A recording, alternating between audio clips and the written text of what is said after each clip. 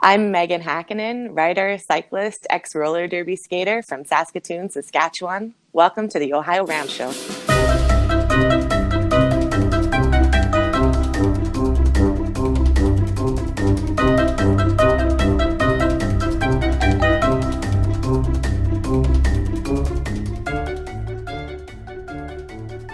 Thank you, Megan Hakkinen, for that introduction. Megan now lives in Saskatoon, Saskatchewan.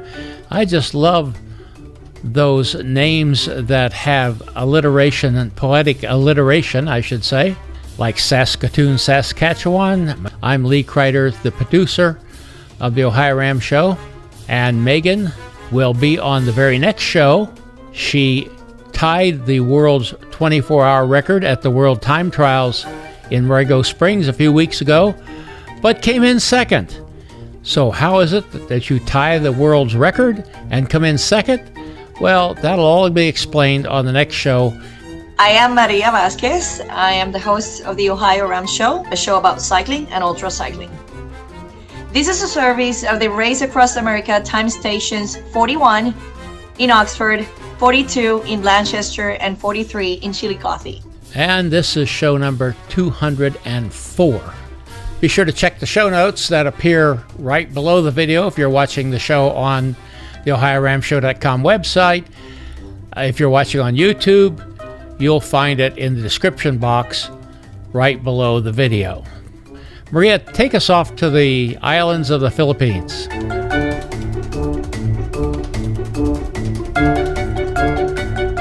Hello, everyone. This is Maria Vasquez. I am the host for the Ohio Ram Show, and today we go all the way to Philippines to talk to Carmela Pearson. Hi, Carmela. How are you?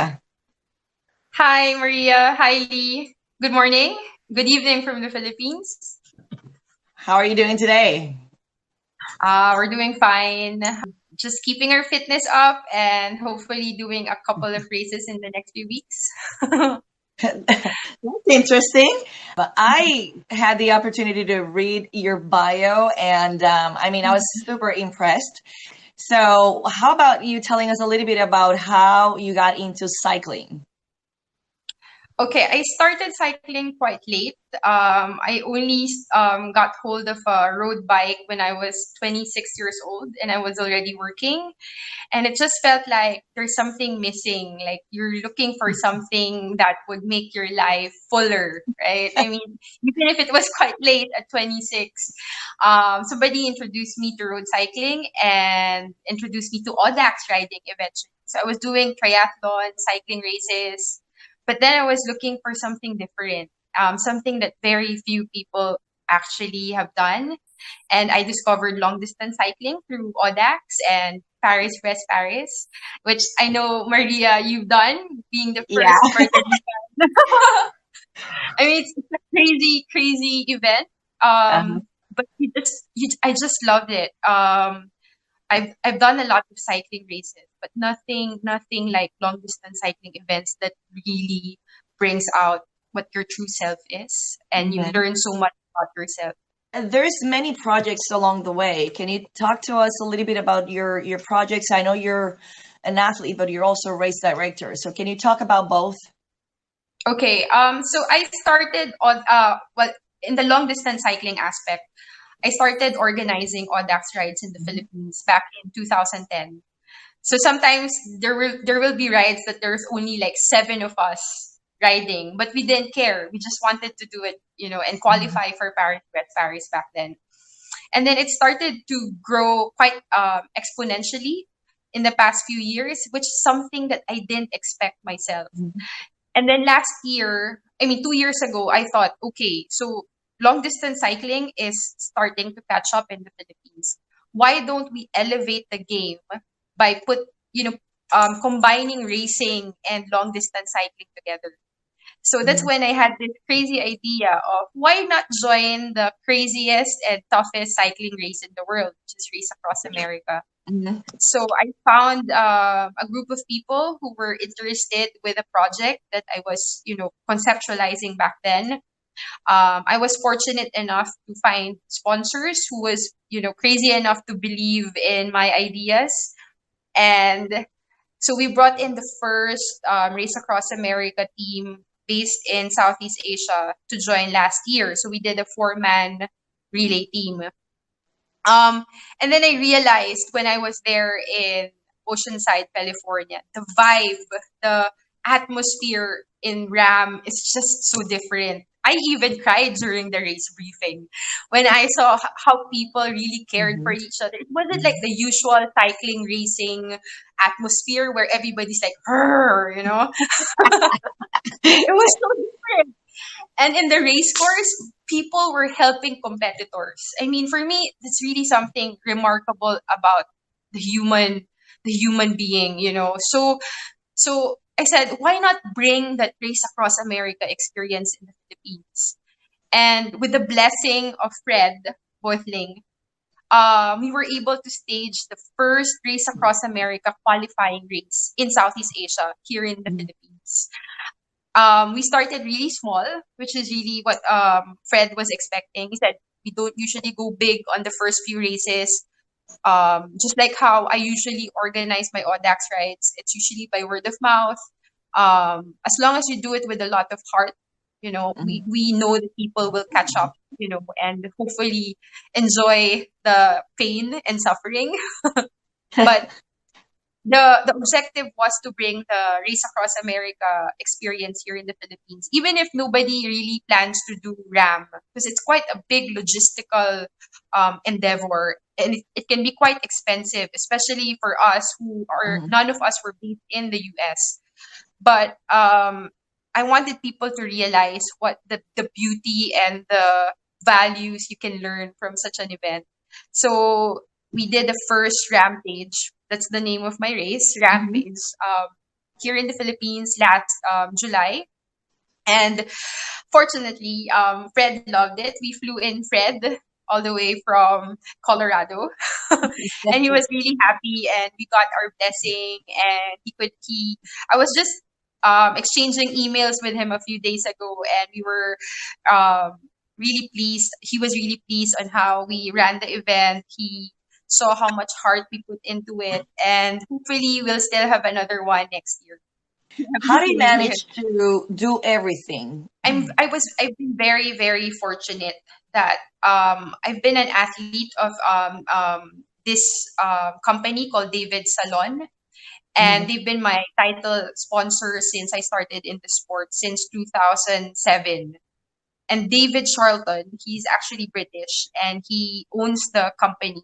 Um, he's been a believer of the things that I've been pitching. Mhm. So he lends me his staff, the workforce, the resources to run these events, the Audax, Rampage, and he was even our title sponsor when we did Race Across America last year. So I think it helps that you have that kind of support, and at the Mhm. same time, I have a family who understands. My husband's a cyclist, and he also raced Race Across America last year with me in the team. So it helps that your family understands and supports you.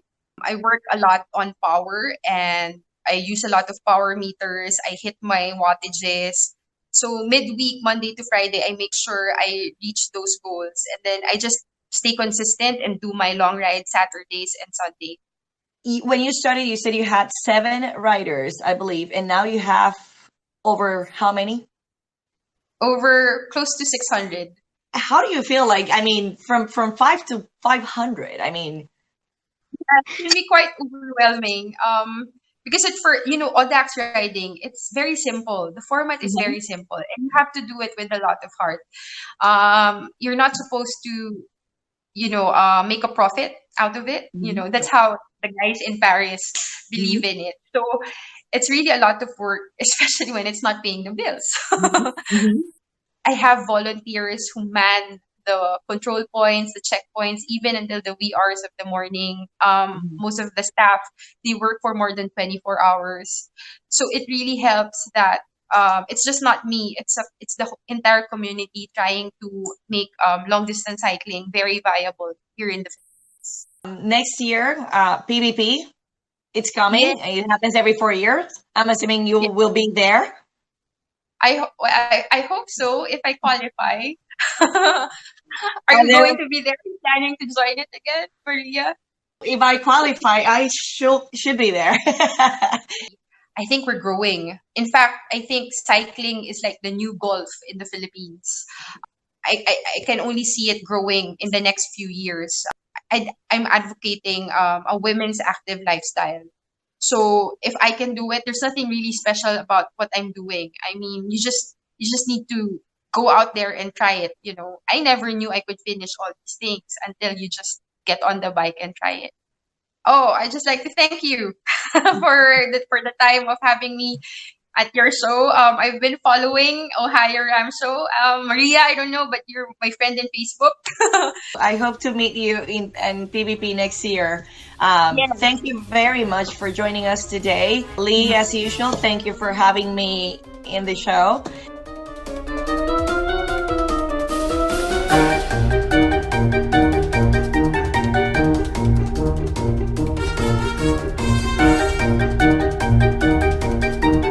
Thanks, Mela, for being on the show, and you can learn more about what Mela's up to by checking the show notes. And we want to thank you, Maria, for hosting once again.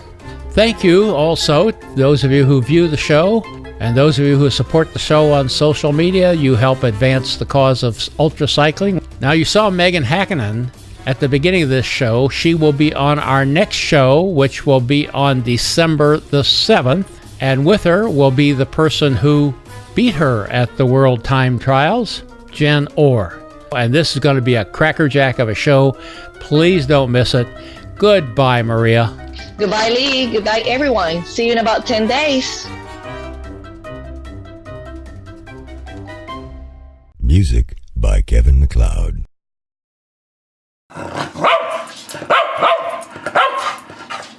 Now lives in Saskatoon, Saskatchewan.